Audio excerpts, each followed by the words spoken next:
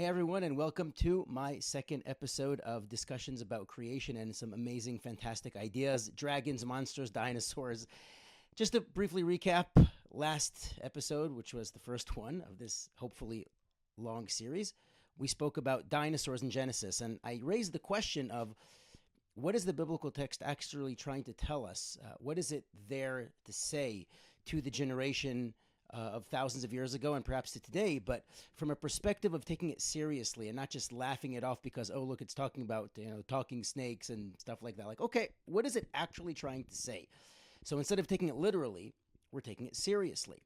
So last week we discussed monsters, dragons, leviathans, and where we left off is the conversation about mythology. And today I would like to explore with you the story of Genesis, of Bereshit, of creation in the Torah in reaction to, in response to, in conversation with what we call a polemic with the Babylonian creation myth, which is called the Enuma Elish. So I'm calling this Dragons and Monsters and the Stairway to Heaven.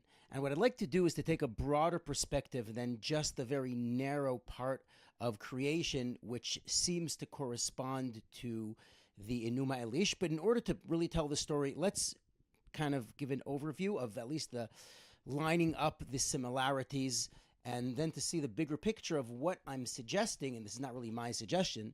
I'm going to link the sources in the description below of where I'm getting these ideas. I'm not making it up. I'm presenting it to you. But there's a bigger picture in which there's this polemic in Genesis, which deals with Babylonian creation stories. And let's hop on the ride. All right. So Babylonian mythology. Now, how do we know about Babylonian mythology? Well, we know about Babylonian mythologies because of many copies of cuneiform documents, ancient Akkadian documents that have been uncovered and deciphered from the 1800s into the 1900s. And we have more and more knowledge about ancient Assyrian, ancient Akkadian, ancient Sumerian. We know a lot about this stuff. Now, the earthquake in this field of biblical studies and looking at it in the context of Babylonian mythology and so on actually began in the late 1800s, and I want to introduce you to the creation story of the Babylonians. It is called Enuma Elish, and the key story I'm going to focus on is Marduk, who is basically the god of Babylon, versus Tiamat, who's the goddess of chaos, a primordial water dragon. So all of these are stories that you could find all the resources online. I'm going to link in the description so that you could expand your knowledge. If you're already familiar with this, this is great. I'm trying to give a brief, concise overview that makes a lot of sense without expanding too much, because I can leave that to you. And if you already know it, you'll feel it's a bit of a drag. So here's the groundbreaking introduction of this topic. In 1902 and 1904, there was a series of lectures given by Friedrich Delitzsch, I hope I'm pronouncing his name correctly, a German scholar, who started looking at the Babylonian tablets that discuss the creation story, and he noticed striking similarities to the Bible. And so very punningly, he called these lectures Babel und Bible. So Babel and Bible. And this is just pictures I pulled off Wikipedia, but you could look this up. It's a fascinating series of topics. Kaiser Wilhelm II was present in these lectures, and Kaiser Wilhelm II, for those who don't know, was a guest of honor in Jerusalem under the Ottoman Empire, and in fact, Jaffa Gate was blasted open in order to let him come in on his chariot. So I grew up in the old city of Jerusalem. That's a name that I grew up hearing, Kaiser Wilhelm II. Anyway, so since this series of lectures, which was really groundbreaking, a lot of water has gone under the bridge, and there are many biblical scholars like Nahum Sarna and so on, many who discuss these things, agree with them, refute them, expand them. So I'm going to leave that for you to decide what you think of this, but I'm just bringing the information to you in a way that excites me to see how the dots are connected. So let's begin with our Babylonian mythology. The major story I would like to talk about is Marduk and Tiamat. And the basic idea is that the world was in a primordial state. There are these gods of chaos. There's the sea, the sweet water and the salty water. There's Apsu and Tiamat. and they create all the gods, and then they have many children and more and more and more gods and gods and gods and goddesses. And if you're thinking that this sounds similar to other mythologies, you are correct, and hopefully we'll speak about that some other time. Anyway, the bottom line of this story is that after there's this battle between the gods because the gods are making too much noise, and then Apsu and Tiamat want to destroy them, and then Apsu is killed, and Tiamat creates these monsters to fight them, and finally Marduk is crowned as the king of the gods who will basically fight for them, and he fights against Tiamat and destroys her. And one of the creatures that he creates is this Mushushu dragon, which is depicted here. This is actually glazed bricks from the Ishtar gate, the gate that Nebuchadnezzar II, built in honor of the goddess of warfare and love, Ishtar, source of the word star. We just added an E to make it easy to pronounce. Ishtar is really star. Anyway, long story short, so the end of the story, Marduk creates the city of Babylon, and they create humankind in order to serve them. There's a lot of other stories there, like the flood story. I'm not getting into that right now. That's hopefully going to be another video. Now let's start looking at the aftermath of this epic battle between Marduk and Tiamat and how it leads to the creation of Babylon. And then we'll be able to see the bigger picture. So I'm going to start with the text. So Bereshit, the book of Genesis, begins with the creation, and the verse that we're going to look at is the second verse, and I'm going to show the English after the Hebrew immediately in every one of these slides, but it's important that you see the Hebrew because that's the key.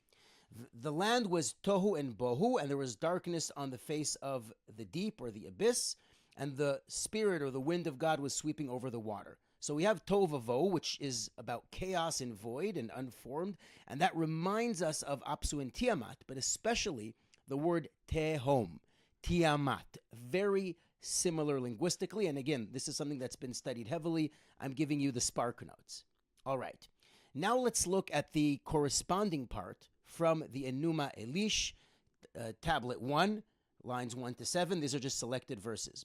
When in the height, which is literally the way you read that is Enuma Elish, when in height. So that's just how we just call the creation story of Babylon after the first two words. When in the height, or when on high, heaven was not named, and the earth beneath did not yet bear a name, and the primeval Apsu, who began them, and chaos Tiamat, the mother of them both, their waters were mingled together, and no field was formed, no marsh was to be seen, when of the gods, none had been called into being. Sounds funny when you read it in English, but it's very poetic. And in fact, we're convinced that this was meant to be sung. It was actually poetry and not prose. And on the New Year festival in Babylon, this was actually sung and read out in front of the statue of Marduk on the fourth day of the New Year festival in Babylon. So this is a very sing-songy kind of story, which explains how it's written. But anyway, we have Tiamat, right? And then there's the waters and all that. So we're already seeing similarities. Now, there's a lot to talk about here, but let's jump to the next one. So we are now on day 2 of creation. And God is now creating what we call the rakia, the firmament, which is meant to separate between the waters above and the waters below. Now, where did these waters come from, and the waters above and the waters below? There is no place in Genesis that actually talks about God creating water, which is perhaps a story for maybe a later episode where we talk about what the first verse actually means. And it's commonly mistranslated as in the beginning, God created, which anyone who speaks Hebrew knows that's actually not what it says. So we'll get into that another time. But it says that there is this rakia, this firmament, which God creates, and then that is intended to separate between the waters above so that they don't leak below and the waters below, whatever that means. Now, let's take a look at what Marduk does with the corpse of Tiamat, the Tehom, the waters of the chaotic waters of the deep, after he destroys her. So Marduk shot an arrow which pierced her belly, and he split her down the middle and slit her heart. This is great stuff for kids, right? Vanquished her and extinguished her life. Now I'm skipping a little bit. So the Lord, this is talking about Marduk, rested and inspected her corpse. He divided the monstrous shape and created marvels. Now, this is going to also talk about the stars in the heaven, and it's going to talk about from her eyes, from the tears of her eyes, he created the two rivers, the Tigris and the Euphrates. So there's a lot more detail here. But the key line here is that he sliced her in half like a fish for drying. Half of her he put up to roof the sky. Now he drew a bolt across and made a guard to hold it.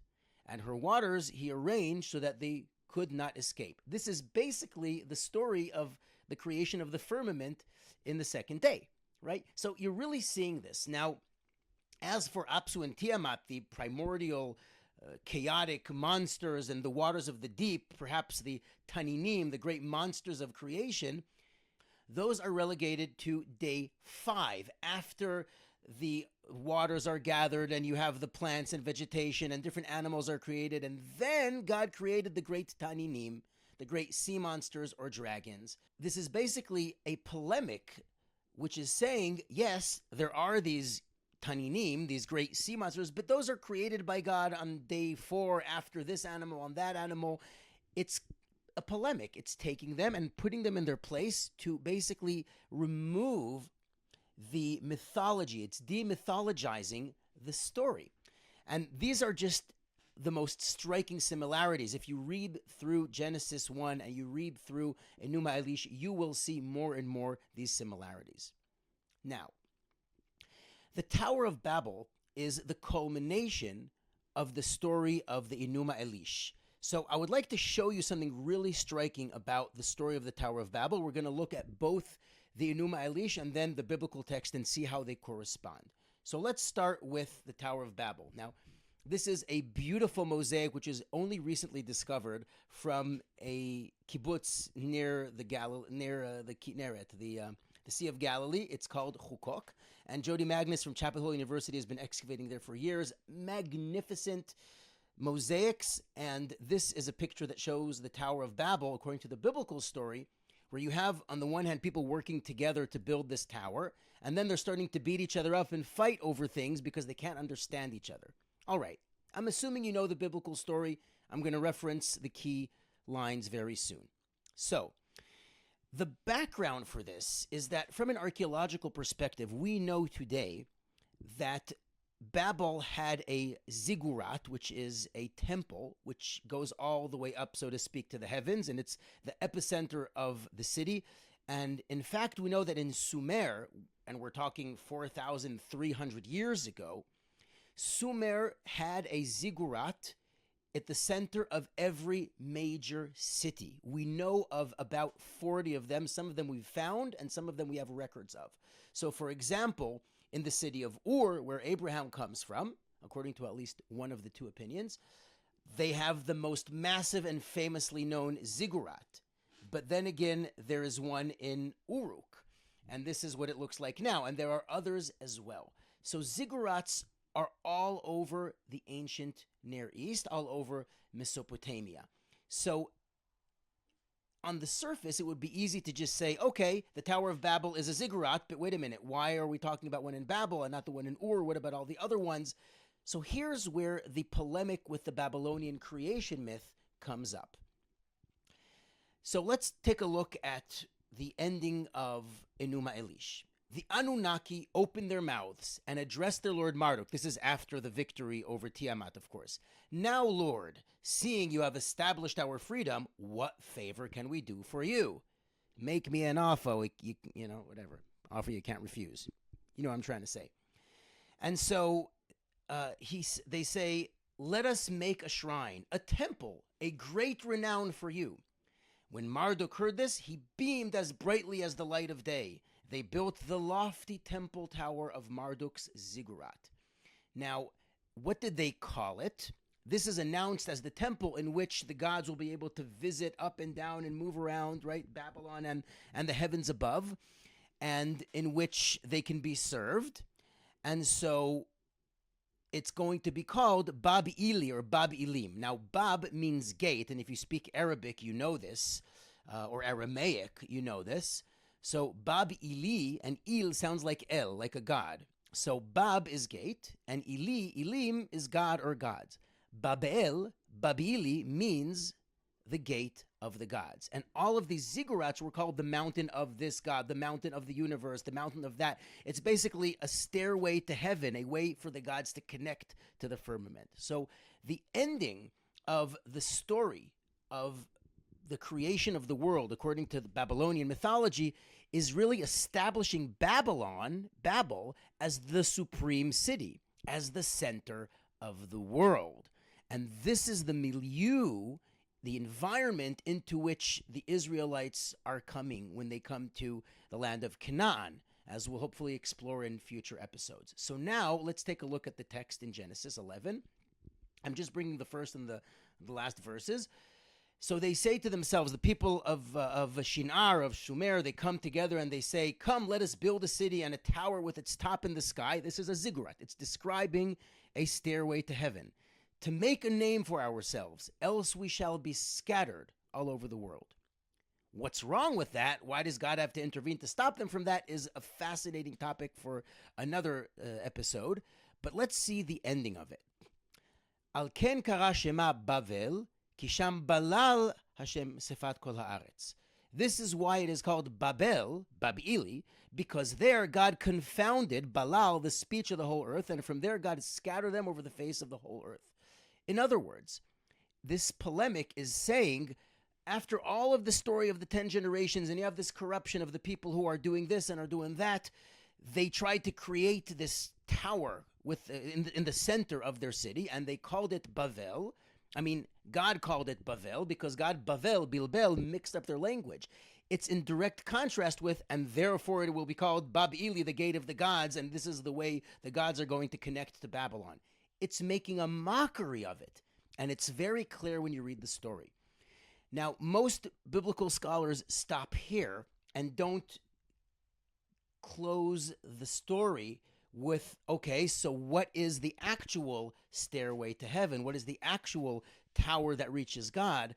And this is where we have to keep on reading. So first of all, just to wrap up this point, the Tower of Babel, is it the gate of the gods or the big confusion? So you have in the Akkadian, Bab-Ili, the gate of the gods, and then in Hebrew, you have Babel, and Balal, which means to confuse, and it's the same word. Okay, now, from a critical point of view, this is also a kind of criticism over the centralization of control, which we know now from reading of documents was happening in Babylon, because when you have the first cities, the urban revolution in Mesopotamia, and you start having administrations that control the society for better productivity, whatever it is, you have this creation of roles of kings who are ruler by divine right. And this is something we should definitely explore more in depth. But for now, suffice it to say that the temple, the mythology, the creation story plays a central role in the governing of society. It's centralized control. And so there is an aspect of Genesis that is actually criticizing this.